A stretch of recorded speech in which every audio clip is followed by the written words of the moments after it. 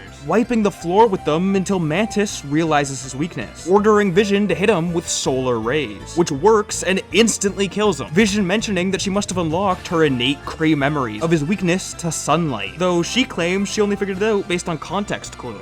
Thor, number 225. The Asgardian destroyer is attacking Thor, but after a short battle, he's able to take it down, the scientist possessing the armor flying out. Thor transforms into Donald Blake and heads to work with Hercules, just in time for Galactus' newest herald, Firelord, to show up, searching for a powerful being, but he just ends up finding a bunch of crappy doctors, beating them all up. During the scuffle, Donald ends up dropping his cane out the window, so Hercules distracts Firelord with a fight while he rushes outside to grab it, smashing it into the ground and transforming back into Thor, which turns out to be the person Firelord was searching for, announcing that Galactus is once again coming to Earth. The comic ends with Firelord sending a signal into space, while Odin comments on how ashamed he is that Thor just had a conversation with Firelord, instead of just beating the shit out of him like a true Asgardian. Incredible Hulk number 180. Hulk is annoyed that people keep bothering him for destroying their property, so he runs away to the French-Canadian wilderness, but eventually he realizes it wasn't his decision to come. He's being summoned to the woods by a witch. Apparently, she thinks Hulk can cure her brother who's been cursed to be a Wendigo, but he doesn't really give them the time to explain that, as he immediately attacks the Wendigo the moment it shows up, leading to a massive brawl that eventually ends when it's interrupted by a third fighter, set loose by a nearby army base, the Weapon X Wolverine. Though the comic ends before we actually see him do anything. Thor number 228. Hercules and Firelord are currently on the living planet Ego, fighting hordes of his creations, but we cut down to the center of the planet, as Thor is making his way to Ego's brain, but suddenly he's thrust into reliving Ego's memories, getting his entire backstory, explaining that he was a scientist, but his planet's sun was about to explode, so he created some stasis chambers to try and save his race. Unfortunately, the sun exploded slightly earlier than he expected, and he wasn't able to make it into his chamber, the energy from the sun mixing with the ground and turning him into the planet Ego. But the transformation kills everyone else. For the first few millennia, he manages to live with the guild, but he's recently snapped and gone crazy. Thor makes it back to his real body, giving Ego's brain a little hammer tap and knocking him out. So Galactus brings him, along with Hercules and Firelord, back to his ship, letting them know that while they've been distracting Ego, he's been attaching attaching a giant rocket booster to his back, launching him off into space. Finally, the comic ends with Galactus actually showing a bit of emotion, commenting on how if Ego wasn't insane and he didn't have his cosmic hunger, maybe they could have been friends. Firelord taking the opportunity to ask if he can stop being Galactus' herald, which he actually accepts if they can provide a replacement, which they do by offering the recently defeated Asgardian Destroyer. Marvel Premiere number 21. We open to Iron Fist arriving at Colleen Wing's home, but uh-oh, it's been ransacked, and he's suddenly attacked by her friend Mercedes Knight, aka Misty Knight, who thinks Danny's the one who kidnapped Colleen. He easily knocks her out, but an invisible ninja shows up and attacks him before running away. He chases them down all the way to the Temple of Kali, where Colleen and her dad are being held hostage. He beats through the waves of grunts before he's challenged by the living goddesses. But they're actually beating him, so he decides to break Colleen's chains so at least she can escape. Though, in doing so, he accidentally weakens a massive statue, causing it to fall. The goddesses having to use all of their power to save their followers, forcing them to flee to regain their strength as the comic ends with a ninja about to stab Danny. Giant-sized Spider-Man number 4. Peter is in the middle of stopping a kidnapping when suddenly one of the men is shot. Peter checking where it came from, but there's no one there, as we cut to a van driven by the Punisher, arriving back at his headquarters where he discovers Spidey is in his vehicle, though Frank is actually glad to see him, showing him some new gas that's being tested on innocent civilians. The duo then breaking into the office of the people responsible, but they end up separated, Punisher easily defeating one really big guard, while Spidey is overwhelmed by an army of guards. Frank just abandoning him, as we cut ahead to his body being dumped in the gas testing grounds. Once he wakes up, they bring him to their leader, Moses Magnum, who unmasks Peter, though it's actually not Peter, at least not his face. Magnum taking a photo of it before punching him in the gut and sending him to hang out with the rest of the prisoners, quickly taking off his face prosthetics as Frank appears under the floorboards, handing him a gas mask. The duo waiting until nightfall to try and sneakily take everyone out, though a guard spots Punisher, shooting at him and alerting the entire base. Spidey quickly running off to find Magnum, who pulls a fucking Bane spine breaker on Spidey. Well, actually, this came out 2 decades before that. Anyways, he grabs a barrel of the gas to throw at Spidey, until Frank walks in and shoots it, the duo leaping out of the room as Magnum is dissolved. The comic ending with Spidey asking Frank if he shot it on purpose, though he quickly realizes he doesn't want an answer. In Giant-Size Avengers number 4. Vision has just been sent on a spiritual journey by the time traveler Immortus to learn about his creation, though when he arrives back in the prison, he accidentally ends up in Dormammu's dark dimension, where it just so happens the Scarlet Witch is currently being held hostage, along with the Earth goddess Gaia. Luckily for Vision, Dormammu is in a much weaker state than normal, allowing the android to easily tear through his demons, until he decides to take control of Wanda, forcing her to fight the Vision, which she easily defeats by sucking all the solar energy out of his forehead jewel, causing him to start dying, finally confessing his love to her, which snaps her out of Dormammu's control, teaming up with Agatha Harkness, who just randomly is also there, and extinguishing the lava pits that are helping him regain his strength, allowing Wanda to make a deal that lets them peacefully return back to Earth. We then cut to the Avengers mansion as the recently revived swordsman goes on a massive rant about Mantis's backstory. Like, there is genuinely pages and pages of text about how Mantis was meant to be the perfect human. It's almost as if there was a writer who was really obsessed with this character and wanted to shove in as much lore as possible. Anyways, the gist of it all is that Mantis and Moondragon were both chosen by the alien race Kotati to be the celestial Madonna, raising them in separate temples until they turned 18, when Mantis was selected as the better option, her memories being wiped before they dump her in Saigon, quickly meeting the swordsman and finding the Avengers. The conversation actually goes on for so long that Hawkeye, Iron Man, and Thor just get bored and wander out of the building, Thor quickly discovering Kang the Conqueror, though he easily defeats him, as we cut to Hawkeye, who also discovers Kang the Conqueror, and also easily defeats him, as Iron Man shows up with an easily defeated Kang the Conqueror. We then cut back to Mantis as the swordsman reveals he's actually an ancient alien tree who took control of the swordsman's dead body, proposing to Mantis, as she places her forehead on the tree before quickly saying yes, though suddenly a 4th Kang the Conqueror shows up, kidnapping Mantis. But Immortus tells them to just let him go, as he's actually a future version of Kang, and already knows that the real Mantis is hiding in a nearby box, and that Kang the Conqueror had actually kidnapped the Space Phantom, the Avengers deciding to officially make Mantis an Avenger. We then finally cut back to Vision, proposing to Wanda, her immediately saying yes as they meet up with the rest of the Avengers, allowing Immortus to officiate the weddings of Wanda Maximoff and Vision, along with Mantis and an alien tree controlling her dead ex-boyfriend. The comic ending with the swordsman announcing that this is the end of life as Mantis knows it, casually transforming both of them into a fucking tree and flying off into space. Giant-Size X-Men number 1. We immediately start off with a montage of Professor X going around the world recruiting new students, including Nightcrawler, Wolverine, Banshee, Colossus, Thunderbird, Sunfire, and a half-naked wicked Storm. But we also get introduced to another Rivals character, though she's not quite old enough to join the team yet, Colossus's younger sister, Magic. We find out why he's recruiting a new team as Cyclops walks in, revealing that the old X-Men team had gone to the island Krakoa looking for a mutant, but they were attacked by surprise, and by the time Cyclops woke up, the rest of the team was gone. He's assembled this new team so they can go back to the island and save the X-Men. They arrive, but it's not long before everything starts going wrong. The jet suddenly vanishes, and then the island itself seems to begin attacking them. Eventually they find the X-Men, and it's revealed the island was attacking them, as the island itself is a mutant that feeds on the energies of other mutants, and it purposefully left Cyclops alive so he'd bring more mutants to the island as a rescue attempt. They fight the island, eventually winning thanks to one of the kidnapped X-Men, Polaris, using her magnetic abilities to somehow turn off the island's gravity and launch it into space. Marvel Preview number 2. Kicking it off with the Punisher spotting a sniper planning to assassinate a politician. So he shoots the sniper first, but they actually turn out to be one of Punisher's old war buddies, though he doesn't get much time to speak to him as a helicopter drops a bomb on them, killing the sniper while Punisher runs away. It turns out this wasn't the first US soldier who's gone rogue recently, as Frank travels to Chicago to ask one of his other war buddies for information, though another sniper shows up, barely missing the Punisher and accidentally killing his friend. Frank tries to chase him down, but he activates a wristwatch which suddenly burns him alive. Frank decides his only option now is to visit the family of the first sniper we saw, and while driving he starts to reminisce on his own family, getting a glimpse at his kids, Lisa and Frank Castle Jr., as they head to a park for a nice day out. Unfortunately, some mobsters were using that park for an execution, as you do, deciding they can't leave any witnesses, and gunning down Frank's entire family.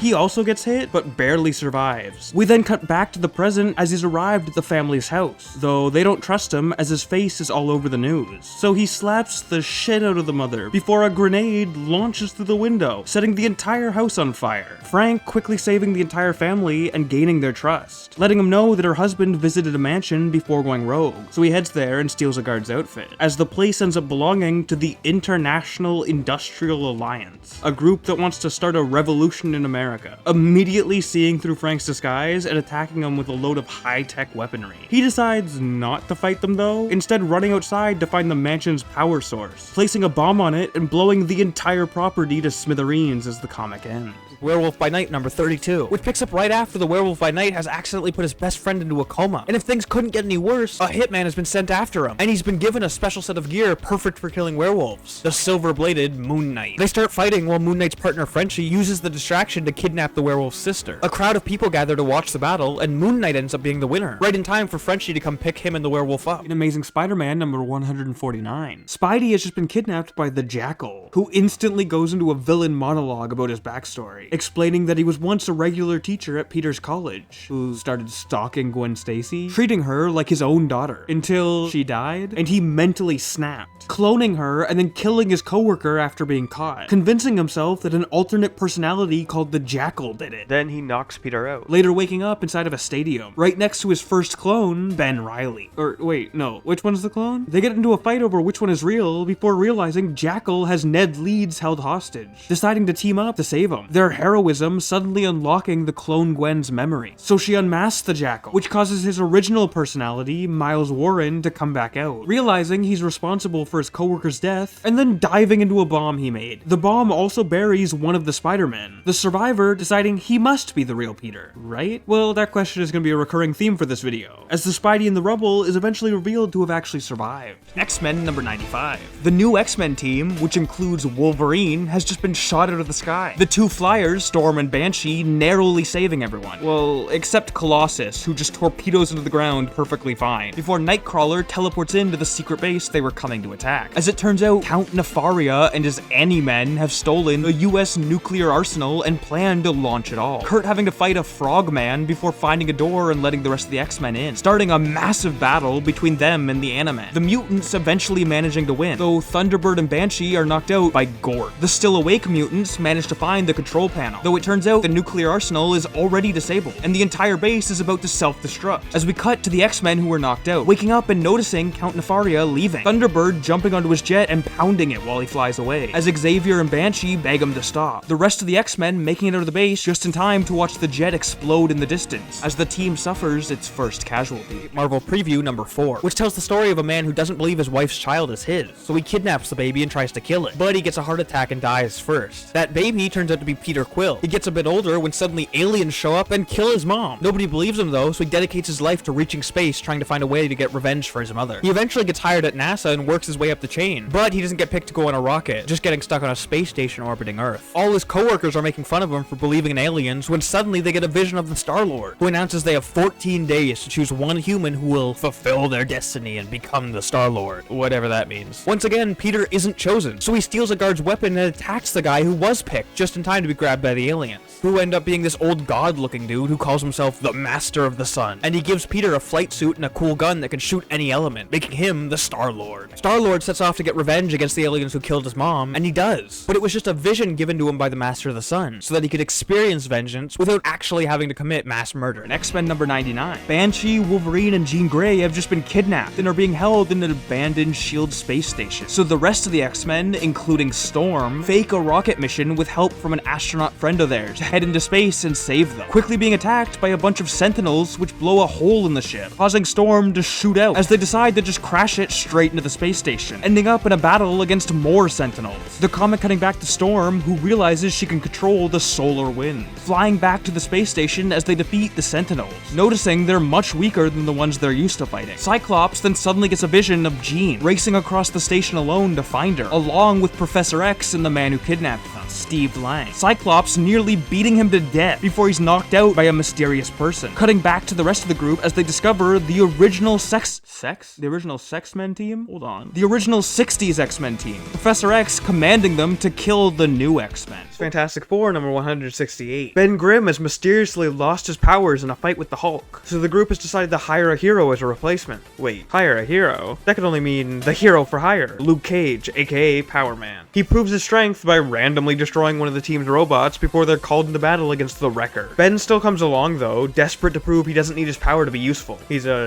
not though, as he immediately gets knocked to the ground with a single punch. The rest of the group start fighting, but Ben gets up and charges in, again getting knocked out with a single hit. The Wrecker kidnapping him and climbing to the top of a building. Reed manages to grab his legs, but that just makes him accidentally drop Ben off the side of the building, though Luke Cage catches him. No one catches the Wrecker though, and the comic ends with Ben accepting that he's no use as a superhero anymore, leaving the team. Invaders number 7. Kicking it off as the invaders are helping defend London from a bombing, using one of Namor's seaplanes to destroy the attackers. The invaders then deciding to hang out together as civilians, except Namor and the Human Torch. The latter going on a walk by himself where he passes by a woman before hearing her scream out, deciding to investigate as he finds her being attacked by a vampire who uses some wind powers to suck the flame out of the torch before escaping with a massive storm. He then drives the woman home as it turns out her father is James Falsworth, who reveals he used to be the World War I hero Union Jack, pointing out that he has no actual powers and was just really good at fighting, joining his own team known as the Freedom Five, but mentioning that those days are long gone, as his daughter reveals that the vampire is actually an old enemy of his named Baron Blood, the torch creating a giant V in the sky to signal the other invaders, who take Namor's seaplane, Baron Blood flying straight through their window, throwing Cap out of the plane before just leaving, though luckily Toro is able to save Steve, before Namor gets pissed at them for damaging his ride. The invaders then head into James's home, as we focus on Baron Blood taking off his costume, the comic ending by revealing he's actually James's nephew, John Falsworth, in Captain Marvel number 45. Just a quick bit of lore if you don't know the original Captain Marvel. He's an alien that gets merged with a human named Rick Jones. Normally only one of them can physically exist in our universe at a time, but they've recently been separated. They're also currently on another world, which is in the middle of a war between some cyborgs and the Nulltrons. The leader of the cyborgs, who's merged with the body of a Nulltron, has captured the duo and forces them to enter his soul gem. This one specifically being the Mind Gem. Inside, they end up in a weird pocket dimension and start fighting each other, both believing the other one's trying to get full control of the body. Most of this comic just flashes back and forth between them having a massive imagination duel and the real war going on outside the gem. Eventually, one of the cyborg henchmen gets fed up with their leader's plan and starts trying to smash open the gem, but a woman named Fawn shows up and convinces him to enter the gem with her, the two of them separating Marvel and Rick, helping them realize they're just paranoid and fighting over nothing, leaving the gem as the comic ends. For Marvel Spotlight number 29. The mayor mayor of New York has just been shot by the villain Conquerlord, though Moon Knight shows up to save him. Unfortunately, Conquerlord just ends up kidnapping his girlfriend Marlene, sending in a bunch of guards to distract Moon Knight while he escapes. Mark heading back to his house, where he flirts with schizophrenia and changes into Jake Lockley, right as a stranger shows up claiming to be the new valet Stephen Grant's butler hired. But Jake doesn't trust him, so the guy sucker punches him, Jake faking being unconscious while the guy steals Stephen's car, Jake then following in his taxi. Eventually, they arrive at the building Marlene is being held in, Moon Knight fighting through an army of guards before encountering the Conquerlord on a human-sized chessboard, and he actually forces Mark to play a game of chess, with Conquerlord being the king while Mark is a knight. The villain ends up winning the chess match because his pieces can shoot rockets, promptly jumping into the control room to drop the floor into a lava pit, though luckily Mark is able to jump into the room after him, sparking a brief hand-to-hand fight that Mark wins, the comic ending with him saving Marlene. Nova number 1. The planet Xandar has just been destroyed, and the final survivor, Nova Prime, drifts through space, searching for a worthy successor of his powers. As we cut to Earth, where Richard Rider is being bullied by one of his classmates, getting slapped in the back of the head right as he gets surrounded by some weird energies, knocking him into a coma. In the hospital, he starts getting visions of Nova Prime, claiming that he's been chosen to defeat the monster who destroyed Xandar, suddenly waking up and shooting lasers out of his eyes. The next day, he zones out in class, debating whether his vision was real or not. When the teacher asks him a math question he randomly knows the answer to, despite being terrible at math. He eventually arrives back at his house, deciding a kid like him couldn't possibly be a hero, when the energy suddenly hits him again, transforming him into Nova, immediately testing out his new powers by flying around the city. Some civilians commenting that there's too many new heroes nowadays. He also, coincidentally, runs into Zor, the guy who killed Nova Prime, just casually hanging out in New York. They get into a brief fight, with Zor easily kicking Nova's ass, though out of nowhere, Zor randomly disappears. The comic ends with Richard heading home, as some narration mentions that Nova Prime killed Zor with his dying breath. No explanation of how, he just did it, he just killed him, he just died. Marvel Preview number 7, which is a very confusing story to just randomly hop into. But we seem to be following a space prince named Wayfinder as he conducts a funeral with a robot. Eventually, his ship lands on the planet Witchworld. He roams around looking for food when suddenly he's attacked by a living tree. He beats it, but it turned out the tree belonged to Rocket Raccoon, who is British his first appearance? For some reason. Like, he keeps saying jolly good and old bean. Anyways, Rocket invites Wayfinder over to his house for dinner, but he accidentally walks through a Doonboggle field, which pisses off a local Plagiosaur. But he ends up easily wiping the floor with the creature. Unfortunately, a witch shows up and claims the meat as her own, but still invites the duo to come hang out with her because she thought the fight was cool. It's Uncanny X-Men number 101. We immediately start off with the X-Men's rocket ship crashing into Earth, with some narration dictating that these are the final moments of Jean Grey's life, as she desperately uses all of her power to keep the rest of the team alive. It works, and Cyclops begins to freak out before a figure suddenly jets out of the water, announcing herself as Fire, life incarnate now and forever, the Phoenix. But Jean quickly snaps out of it, muttering that her mind is burning. They head back to their mansion, but Professor X decides it would be better for Jean's recovery if the rest of the team stayed somewhere else for a while, deciding to go live at Banshee's family home. Oh, sorry, did I say home? I meant his family castle in Ireland. The X-Men are actually excited to spend some time there, and we get our second Naked Storm of the channel. I swear whoever's writing these early X-Men comics definitely had a thing for Ororo. Finally, the comic ends with a trapdoor opening, revealing the X-Men aren't alone in the castle. Banshee's cousin, Black Tom, is there, with his new pal, Professor X's stepbrother, the Juggernaut, announcing they're gonna kill the X-Men. Captain Britain number 8, which gives us our second Psylocke we've read about in this channel, Betsy Braddock, as she chases down her twin brother Brian Braddock, aka Captain Britain. She's begging for his help as their brother Jamie has apparently gotten into a violent car crash, so they hop in a plane and start to fly home. But Betsy suddenly starts seeing visions of monsters that aren't there, causing the plane to crash. Brain, what the